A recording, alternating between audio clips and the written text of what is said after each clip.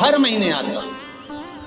जब आपके हृदय में कभी कोई बात आ जाए कि बाबा आज मेरा मन ये कह रहा है और आपको सुनना है बाबा, आपको स्वीकारना है बाबा, आपको मेरे मन की बात जानना है बाबा, बस हाथ में चंदन लगाया, बेलपत्री का भाग इस तरह से पकड़कर शिव जी से अपने हृदय की बात कहकर, मेरे देवाधिदेव महादेव से दिल से कहकर, अशोक सुंदरी वाली जो जगह होती है, आपको बताया है अशोक सुंदरी का जो स्थान होता है, ये शिवलिंग या अशोक सुंदरी की जगह, इस बेलपत्र को अशोक सुंदरी वाली जगह पर जहाँ शिवलिंग है, शिवलिंग की साइड पर पहले नंबर की पत्ती का मुख होना चाहिए, बस उसको रख दीजिए और उस पर थोड़ी देर हाथ रखकर अपने हृदय की बात मेरे महादेव को दिल से कहकर आ जाइए।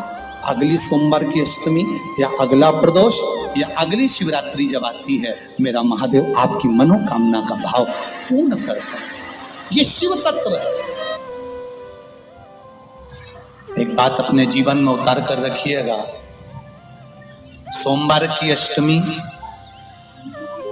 शिवरात्रि या सोमवार, प्रदोष, बन सके तुम्हारे पास में शिवालय हो या बेलपत्री का वृक्ष हो, वहां दीप दान अवश्य करना चाहिए। अब एक बात का स्मरण आपको रहे थोड़ा सा, अगर किसी कामना के वश अगर हम दीप लगा रहे हैं या हमारे मन में कोई भाव उत्पन्न है और हम बाबा से कहना चाहते हैं कि बाबा मेरा ये कार्य है आप पूर्ण करिएगा, तो फिर शिव मंदिर में भी लंबी बाती का दीप आप प्रदोष या सोमवार की अष्टमी या सोमवार या आप शिवरात्रि को बाबा से निवेदन कर कर लगा सकते। हाँ, विशेष जब कोई एक बहुत बड़ी बात हो और आपके कार्य में कहीं अटकल हो रही हो, तो एक ही दीप में दो बाती, शिव और शक्ति, लंबी बाती बनाई, शिव और शक्ति के नाम से दो बाती एक साथ एक दीप में भी लगा सकते। पर कब? जब विशेष कोई आपका कार्य हो और वो अटक रहा हो, विशेष कोई कार्य, और आप बाबा से प्रार्थना कर रहे हो, तो दो बाती का भी प्रयोग आप कर सकते हो। ऐसे शिव तत्व।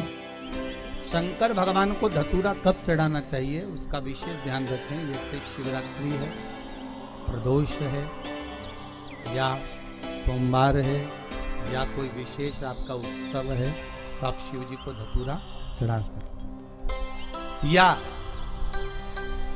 विशेष कोई बीमारी ऐसी लग गई है या विशेष कोई तकलीफ ऐसी हो गई है जिसका निवारण नहीं हो रहा, तो आप धतूरा चढ़ा सकते। धतूरा चढ़ाने का भी एक क्रम है। हल्दी में भिगोकर धतूरा चढ़ाया जाता है लक्ष्मी के लिए। चंदन में भिगोकर धतूरा चढ़ाया जाता है आयु की वृद्धि के लिए। अबीर एक सफेद कलर का बॉर्डर होता है, अबीर गुलाल जो होती है, गुलाल में अबीर डलता है, चमकदार, आपने देखा होगा अबीर। तो अबीर में धतूरा जो डुबो कर चढ़ाया जाता है, अबीर को लगाकर चढ़ाया जाता है, वो रोग मुक्ति का काय के लिए होता है, वो रोग मुक्ति, रोग की मुक्ति। धतूरे का भी एक स्मरण होता है महाराज। बहुत भारी रोग है, बीमारी लग गई है, डॉक्टर अपना काम कर रहे हैं, घर का व्यक्ति बहुत बीमार हालत में पड़ा हुआ है, तो बेलपत्री के वृक्ष के नीचे भी शिवलिंग का निर्माण कर कर एक धतूरा समर्पित करा जाता है, जिससे रोग से मुक्ति होती है। उसमें ना तो हल्दी लगाई जाती है, ना चंदन लगाया जाता है, ना अबीर लगाया जाता है, केवल धतूरा चढ़ाया। जिसके जीवन में हमेशा कांटे ही मिले हैं, बेटी बड़ी हुई तो घर में मायके में दुख देखा, और मायके से गई ससुराल में तो ससुराल में दुख देखा, ससुराल में भी दुख देखने के बाद में भी पति को बहुत कुछ काम खुलवाया, बहुत धंधे खुलवाए, नौकरी लगवाई, पर वो पति बार बार छोड़ कर आ गया, बार बार तकलीफ भोग रहा है, बार बार कष्ट भोग रहा है। फिर थोड़े दिन काम करता है, थोड़े दिन छूट जाता है, फिर व्यापार में बढ़ता है, फिर छूट जाता है, फिर कोई दुकान खुल गई, थोड़े दिन अच्छी चली, फिर वापस वहीं घर पर आकर बैठ गया। अर्थात उसके जीवन में वो शूलता चल रही है। तो बाबा देवाधिदेव महादेव कहते हैं ये 3 घड़ी 3 पल 3 नक्षत्र 3 समय 3 दिन में जो शूल मुझे समर्पित करता है उसके जीवन से मैं शूल हटा देता हूं। वो 3 दिन लिखे स्कंद पुराण में।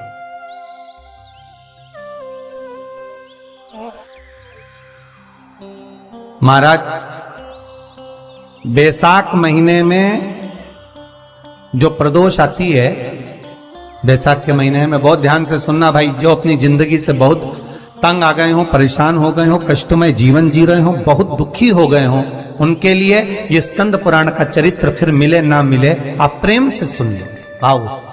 पहला, बैसाख महीने की प्रदोष, चाहे वो शनिचरी प्रदोष हो, चाहे रविवार की हो, सोमवार की हो, मंगल की हो, बुधवार की हो, गुरुवार की हो, शुक्रवार की हो, शनिवार की हो, कोई भी वार की हो, पर बैसाख महीने की प्रदोष, प्रदोष काल में शाम का समय सूर्य डूब रहा हो, बस डूबा ही हो, और उस समय पर सूर्य के डूबन के तुरंत बाद बाबा को धतूरे के साथ में बेलपत्री ना चढ़ाते हुए बेलपत्री के वृक्ष के 7 कांटे बाबा के शिवलिंग पर समर्पित करे जाते हैं महाराज, अपनी जिंदगी में अड़चनों को हटाने के लिए। फिर आप जिस व्यापार में उतरे, जिस व्यवसाय में उतरे, जिस नौकरी में उतरे, आप दिल से करें, आपको तरक्की मिलेगी। आप हार नहीं सकते, नीचे नहीं आ सकते, उन्नति पर ही चढ़ेंगे। एक वैशाख मास की प्रदोष, दूसरा शिवरात्रि के दिन मध्याह्न का समय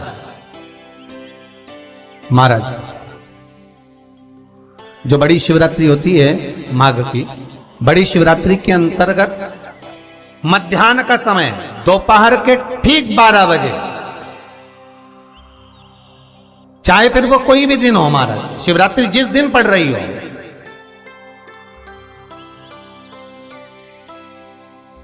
उस दिन भी धतूरे के साथ बाबा को 7 कांटे बेलपत्री के वृक्ष के समर्पित होते हैं महाराज। इसमें आप ये वाले जो कांटे हैं जो शिवरात्रि के दोपहर 12 बजे वाले हैं, अगर कोई मदिरा पीने वाला हो, व्यसन में डूबने वाला हो, कोई जुआ खेलने वाला हो, कोई गलत वैश्यावृत्ति करने वाला, या अपने मार्ग से विचलित कोई व्यक्ति है, उसके लिए भी ये कांटे बहुत काम आते हैं महाराज। दूसरा, पार्वती तेरे द्वारा तेरे नयन अश्रु से जो प्रगटा हुआ बेल का वृक्ष है, द्वितीय शूल मैं वहां धारण करता, तृतीय शूल, तीसरा शूल जो वर्णन करा गया महाराज, भगवान श्रावण के महीने में जो भी दूसरा सोमवार पड़े, जो भी पड़े, श्रावण के महीने का जो दूसरा सोमवार होता है, उस दूसरे सोमवार में रात्रि के समय पर, अर्थात शास्त्र अब घड़ी और पल का स्मरण करेंगे तो रात्रि के बजेंगे 10 से 12 बजे महाराज, 10 से 12 के बीच में धतूरे के साथ बाबा को शूल समर्पित होता है महाराज। ये भी हमारी बाधाओं को, हमारी तकलीफों को, व्यापार व्यवसाय के लिए, नौकरी सर्विस के लिए, बहुत सारे एग्जाम में आप बैठ लिए, गवर्नमेंट एग्जाम के लिए बैठ लिए, नहीं हो रहा, ये 3 बार मेरे शंकर को बेलपत्री के वृक्ष के शूल समर्पित होते हैं, उसका आनंद पाना और उससे अपने को सुख प्राप्त करना।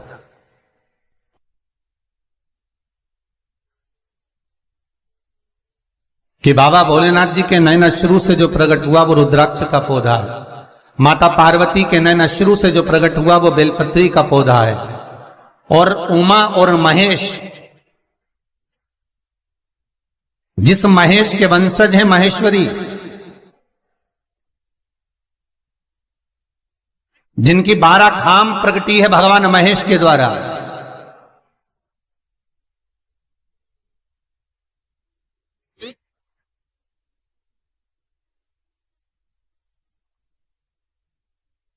वो महेश और उमा, उमा और महेश का जो चरित्र है कि उमा और महेश का जब प्रागट्य हुआ, उमा और महेश जब दोनों आनंद में विभोर होकर जब चलते हैं और दोनों के बैठने से तप मुद्रा से जो पौधा उत्पन्न होता है वो शमी का पौधा है।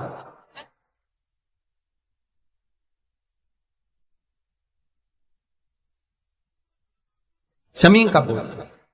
तो एक बात ध्यान रखिए, शिव जी के द्वारा जो निर्मित हुआ उसमें कोई शूल नहीं है, उसमें कोई कांटे नहीं है। पार्वती के द्वारा जो निर्मित हुआ बेलपत्री का पौधा, उसमें कांटे हैं। और पार्वती के मिलन से भी जो उत्पन्न हुआ है शंकर के साथ में, उसमें भी कांटे हैं। शमी के पौधे में भी कांटे हैं, शमी के वृक्ष में भी कांटे हैं।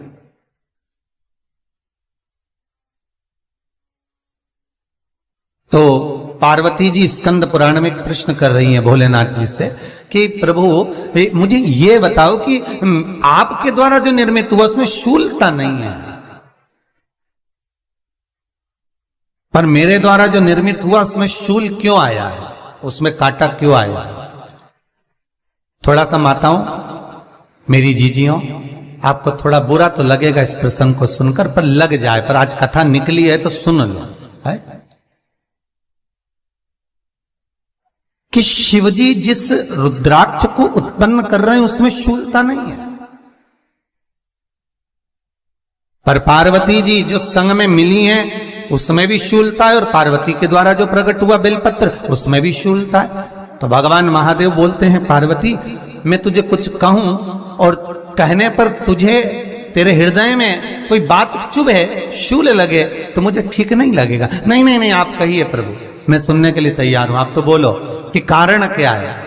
भगवान कहते हैं पार्वती, बस अंतर इतना है, नारी का जो स्वभाव होता है, स्त्री का जो स्वभाव होता है, उसके हृदय में छोटी छोटी बात के शूल बहुत होते हैं।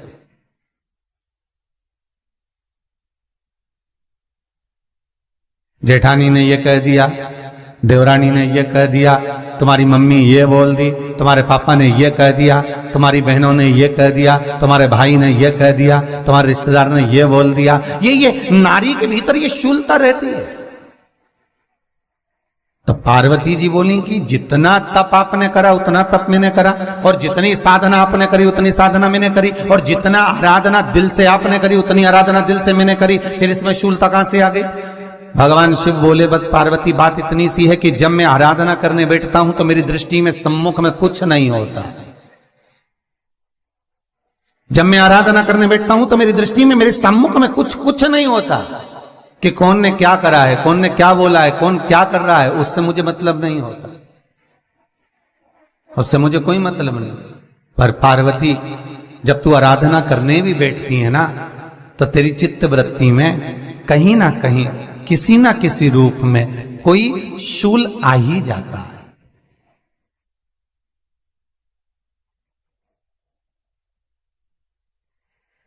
कई माताओं की आदत देखी साहब, भगवान की सेवा करने बैठी है तो भी भीतर थोड़ा सा शूलता भरी हुई है। महाराज बताओ, इतने सारे भगवान इकट्ठे कर लिए, मैंने बोला था बहू से कि वहां रख लेती है, बताओ इतने सारे यहां पर लाकर रख दिए हैं, अब इसकी सेवा करना पड़ रही है, अब ये करना पड़ रहा है। प्रसाद लेने के लिए रसोई घर में गई, भगवान का भोग लगाने के लिए, तो उसमें भी शूलता आ गई। इतने घंटों से मैं सामान ढूंढ रही, फ्रिज में मिल ही नहीं रहा, मैंने रख के गई थी, भगवान जाने कहां चले गए।